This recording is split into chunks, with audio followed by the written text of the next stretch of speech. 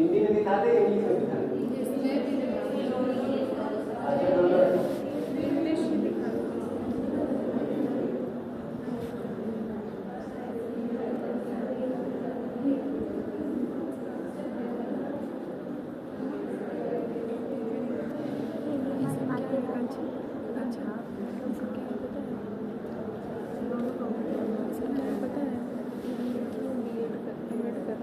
ये देखो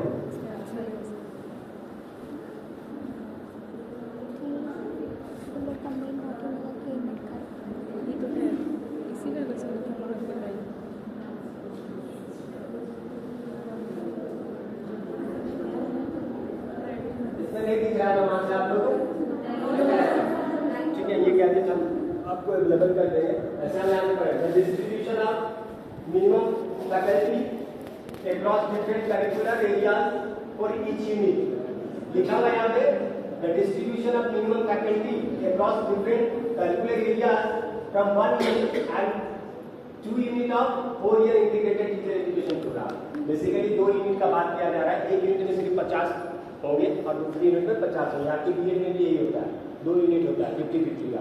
वहाँ पे फैकल्टी है और जो फैकल्टी का अपॉइंटमेंट है उसमें क्या है, assistant professor in liberal discipline and pedagogy educational study.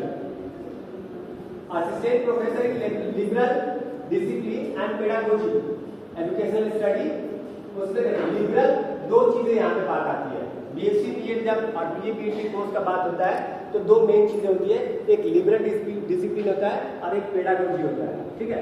Liberal discipline का मतलब जिस विषय से आपने मास्टर्स किया है, ठीक है? और पेडागोजी का मतलब जिसमें आपका पेडागोजी सब्जेक्ट जो आप बात करें ना, फिजिकल साइंस मतलब teaching of biological science, physical science, ये सब चीजें, तो उसने ये डिस्ट्रीब्यूशन किया है जिसमें कि मैथ है, मैथ का एक टीचर, फिजिक्स का एक, केमिस्ट्री से एक, geology, life science, bio science, इन तीनों को मिला के जो लोग जियोलॉजी का होगा जियोलॉजी होगा, जिनके पास बायोलॉजी होगा और जिनके पास लाइफ साइंस होगा। बहुत सारे लोग लाइफ साइंस में पीजी करते हैं, जियोलॉजी में करते हैं, बॉटनी में करते हैं। उन तीनों को मिला के एक सीट, ठीक है? उसके बाद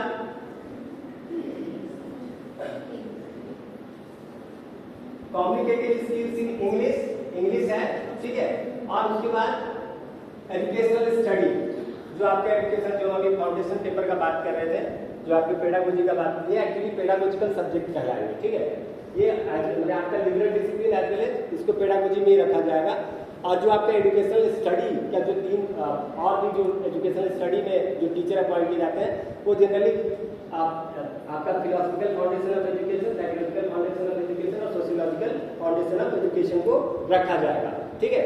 इसमें आपका जो लोग मास्टर्स अपने विषय में किए हैं वो रहेंगे, जो नेट क्वालिफाई किए लिबरल में, ठीक है? लिबरल में वो लोग रहेंगे। उसके अलावा मतलब जो एजुकेशनल स्टडी में टीचर्स को रखा जाएगा, तो या वहां पे एजुकेशनल स्टडी में 2 लोग का ऐसे करके आगे आप इसको देखिएगा। दूसरी यूनिट के लिए ये 1 यूनिट का बात है 50 बच्चा के लिए, यानी अगर जिस कॉलेज को बीएससी की अगर 100 बच्चा का इंटेक मिलेगा तो 2 यूनिट हो जाएगा। 2 यूनिट का मतलब हर जगह 2 पढ़ना स्टार्ट, मैथ में एक ही जगह 2 होगा, ठीक है? तो ऐसे करके शीट का जो डिस्ट्रीब्यूशन है, आप शीट मत देखिए, ये तो आपका होगा ही होगा। आपको इसका एजुकेशन क्वालिफिकेशन इन्होंने क्या रखा है आपको वो देखना है। असिस्टेंट प्रोफेसर, असिस्टेंट प्रोफेसर,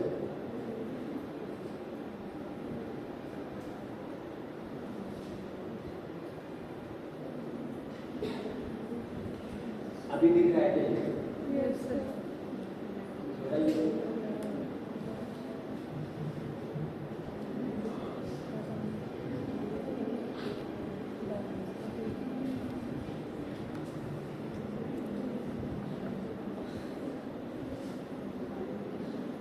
ये दिख रहा है ऐसा ना आपको?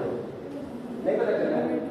Assistant professor liberal discipline and pedagogy, liberal discipline and pedagogy, ठीक है? इसका योग्यता लिखा हुआ है।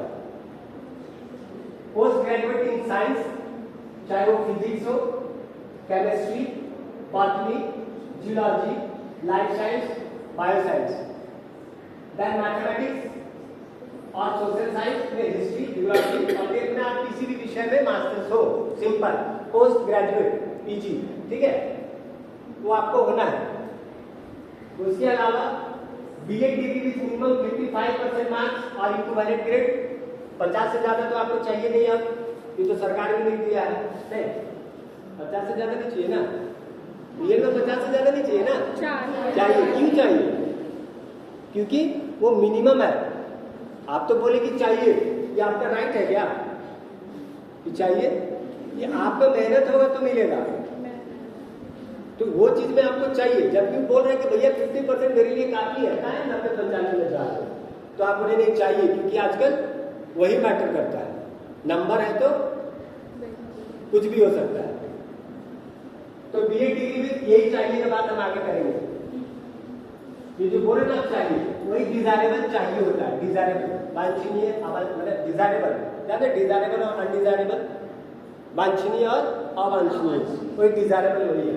चलो BEd degree with minimum 55% marks और इक्विवेलेंट। ऊपर वाला जो दो ऊपर वाला कंडीशन है वो कौन कौन फुलफिल कर रहा है? तो बीएड तो अभी नहीं हुआ है, लेकिन एमए वाले तो सब कर रहे हैं ना। आज किसको भरोसा है कि मेरा 55 आ जाएगा? आधी फुल कर लो उसको, उतना ही उतना कंप्लीट कर लो। किसको लग रहा है, कितने लोग लग रहा है बीएड में तो 55 तो आ ही जाएगा, लग रहा है? तो चलो वो काम खत्म हो गया, हमारा टेंशन वो खत्म हो गया, उसका टेंशन लेने का है नहीं, क्योंकि उसका टेंशन लेने से फिर आपको पेंशन भी नहीं मिलेगा। Next third one, national eligibility test और स्टेट लेवल एलिजिबिलिटी टेस्ट और doctor of philosophy in education और in the concern subject as discussed by the university grant commission for this categories of post, वो भी लिख दिया NET, ठीक है, national eligibility test या सेट, जिसको स्टेट एलिजिबिलिटी टेस्ट बोलते हैं। रिसेंटली झारखंड गवर्नमेंट ने इनिशिएटिव लिया है, बहुत सालों के बाद इस बार झारखंड में सेट एग्जामिनेशन आ रहा है। गवर्नमेंट एचआरडी ने उसकी ऑलरेडी जो है इंफॉर्मेशन शेयर कर दी है, दे दिया गया है। इवन की डेट को भी ऑलमोस्ट बना दिया गया था कि इसी मंथ में गवर्नमेंट में दिया जाता, लेकिन अभी तक वो नहीं हुआ है। तो आप सेट एग्जाम में भी बैठेंगे, ठीक है, जिनके पास मास्टर्स है सेट को भी आप निकालिएगा तो एटलीस्ट आपको उसमें भी मौका मिलेगा, ठीक है। आप आइदर नेट करो आइदर सेट करो, थोड़ा सा अब आप बोलेगा हम नेट करेंगे सेट क्यों नहीं, तो नेट थोड़ा आपसे मैंने सेट से थोड़ा कंपैरेटिवली, क्योंकि वो नेशनल लेवल है और ये स्टेट लेवल है, तो जब आप जाएंगे और हम नेशनल लेवल का सर्टिफिकेट लेके जाएंगे और मेरे बगल में मैथ वाली बैठेगी स्टेट वाला, तो बोले इसके नेट वाला ला नेशनल वाला ला, ठीक है। थोड़ा सा ये कॉन्टेक्स्ट वैरी करेगा, पर ये जरूरी नहीं है, हो सकता है कि ये ज्यादा डिजर्विंग हो एज कंपेरिजन टू मेल, वो डिपेंड करता है बोर्ड के ऊपर और वो सारे चीजों के ऊपर, वो एक फैक्टर होगा।